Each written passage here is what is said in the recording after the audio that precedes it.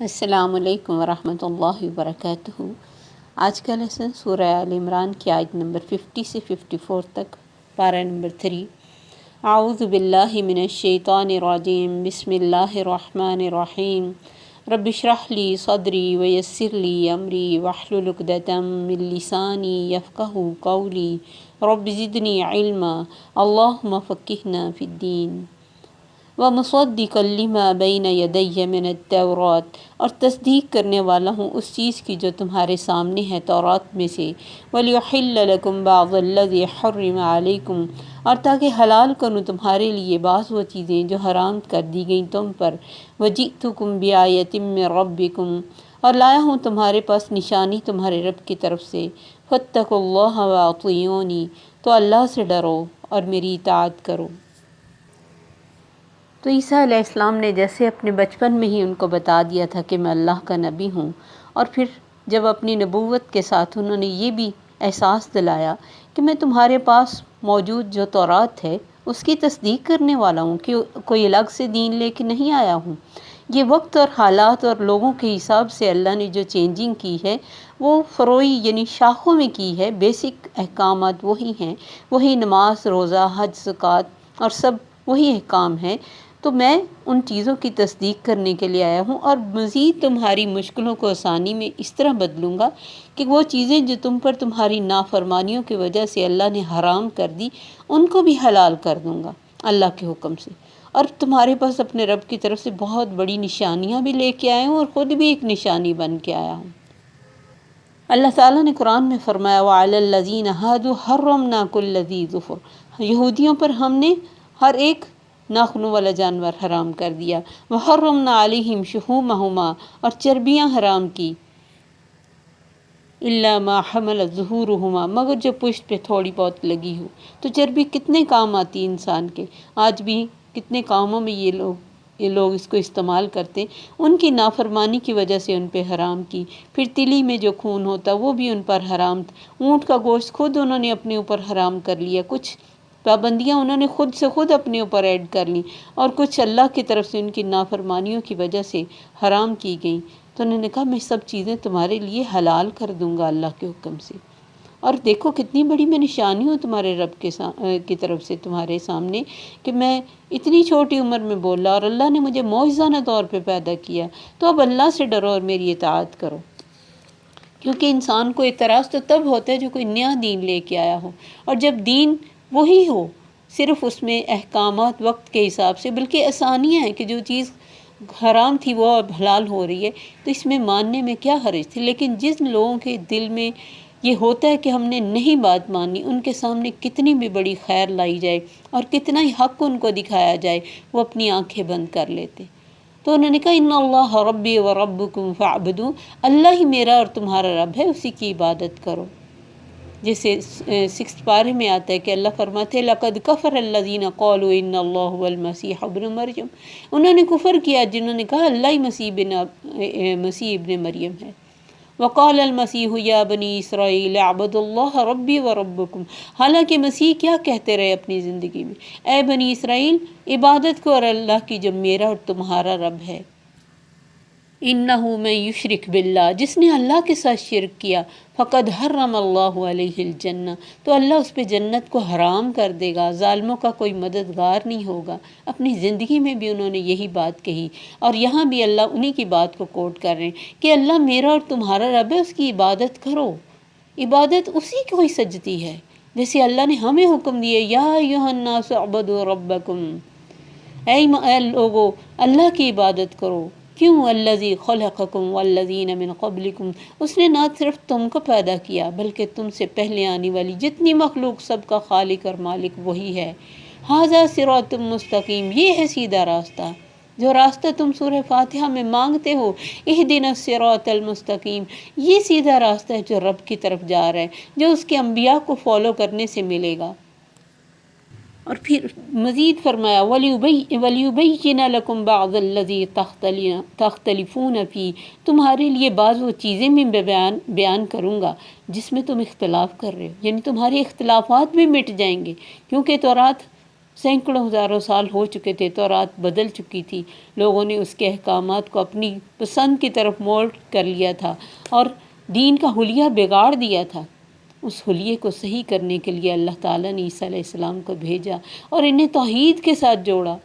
کہ توحید کے ساتھ جڑو، اللہ ہی تمہارا رب ہے، اسی کی عبادت کرو اور یہی سیدھا راستہ ہے۔ فلما احس عیسیٰ منہم الکفر، تو جب محسوس کیا عیسیٰ علیہ السلام نے ان سے کفر، قال من انصاری الی اللہ، تو کہا کون میرا مددگار ہوگا اللہ کی طرف۔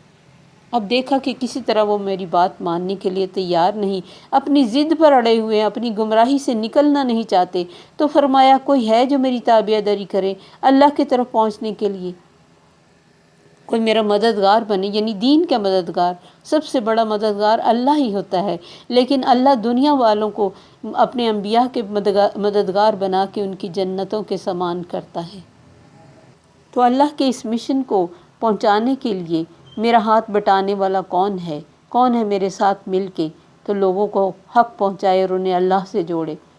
جیسے نبی صلی اللہ علیہ وسلم نے بھی مکہ مکرمہ سے ہجرت کرنے سے پہلے حج کے موسم پہ فرمایا کوئی ہے جو مجھے اللہ تعالیٰ کا کلام پہنچانے کے لیے جگہ دے۔ قریش تو کلام اللہ کی تبلیغ سے مجھے روک رہے ہیں، یہاں کے مدینہ شریف کے باشندے انصار کرام اس خدمت کے لیے آپ کے پاس آئے اور آپ کو جگہ دی اور آپ کی مدد بھی کی، اور جب آپ ان کے ہاں تشریف لے گئے تو پوری خیرخواہی اور ہمدردی سے ساری دنیا کے مقابلے میں اپنے سینے کو آگے کر دیا اور نبی صلی اللہ علیہ وسلم کی حفاظت اور خیرخواہی کی۔ اسی طرح حضرت عیسیٰ علیہ السلام کی اس آواز پر چند بنی اسرائیل نے لبیک کہا اور آپ پر ایمان لے آئے اور آپ کی تصدیق کی اور مدد پہنچائی، اور اس کا بھی ذکر اللہ تعالیٰ نے قرآن میں فرمایا۔ سورہ مائدہ کی آیت نمبر 111 میں اللہ تعالیٰ ارشاد فرماتے ہیں وَإِذَا أُوحَيْتُ إِلَى الْحَوَارِيِّينَ أَنْ آمِنُوا بِي وَبِرَسُولِي، میں نے وحی کی، میں نے القاء کیا حواریوں کی طرف کہ میرے رسول پر اور مجھ پر ایمان لاؤ۔ قَالُوا آمَنَّا وَاشْهَدْ بِأَنَّنَا مُسْلِمُونَ، انہوں نے کہا ہم ایمان لائے اور گواہ رہو کہ بے شک ہم فرما بردار ہیں۔